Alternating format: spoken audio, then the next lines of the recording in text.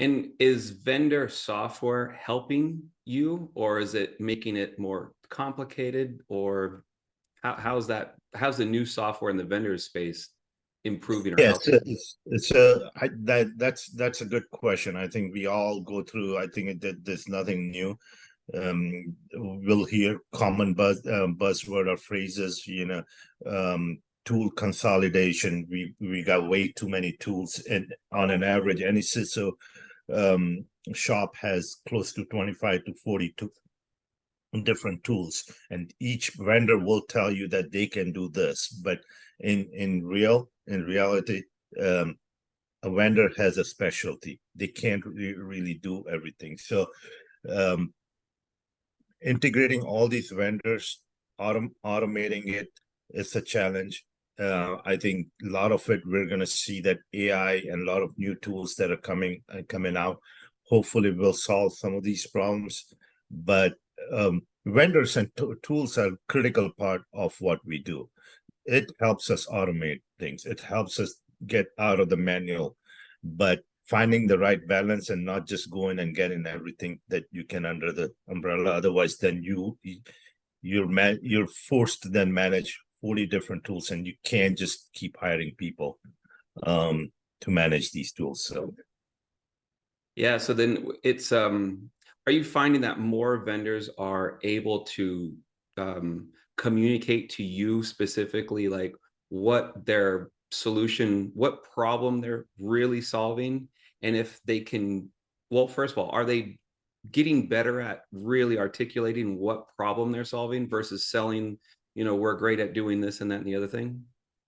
yeah, so I think what vendors are missing out, and it's getting better. It's getting better. What vendors are missing out is understanding my challenges. Right. They have a solution, but without even knowing that is that, because at any given time, any CISO is going to have 15 different gaps. Doesn't mean that they're going to be able to invest in all 15 initiatives and try to attack all of them at the same time. We're going to have to prioritize which ones are more critical, right? So if a vendor whose solution might be a need for me, but on my priority list, they may be 13th on the list. So they're not understanding it. So that's what the vendors are lacking. They're trying to sell, they're trying to do cold calls. I get it, that's their job. But at the same time, I think they need to communicate, understand what are my priorities. I think if I've seen vendors who sit down with me and look at my priorities and say, okay, yeah, maybe I'm not on your list, so let's talk about it in 6 months or next year. And I respect those kind of vendors because they know that I'm not going to be able to address all of them at the same time just because it's a gap. It's a gap, yeah, but we're going to get to it in a few months. Yeah, just because they have you on the phone, that doesn't mean they're oh, now I got you, you're gonna buy something. So simply, if they would just ask you, hey Nish, what is it, what's going on, what's like your top 3 right now, what's your top 5, Yeah, would be a great and question. I've given the rundown. Like I started at Mathematica about 5 months back, as the CISO, right?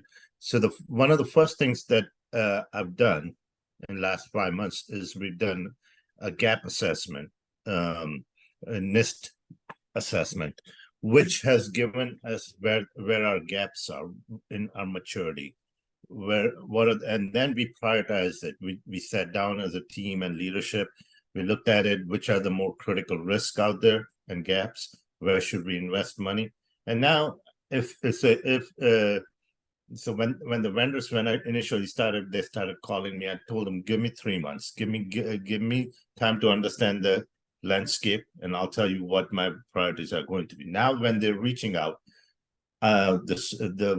the people that try to actually work with me, right, vendors, then I'm able to give them, hey, these are my priorities. Unfortunately, your solution does not right now fit into my, and some of them do fit into it. So, but they do understand. Good ones do, probably the seasoned guys do. I mean, they can't Yeah, get once, but